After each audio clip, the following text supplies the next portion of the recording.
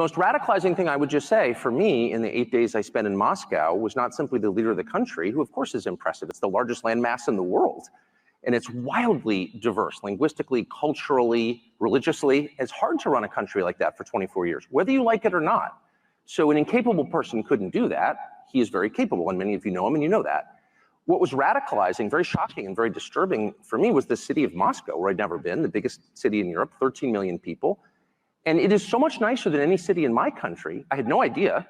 My father spent a lot of time there in the 80s when he worked for the US government and barely had electricity. And now it is so much cleaner and safer and prettier aesthetically.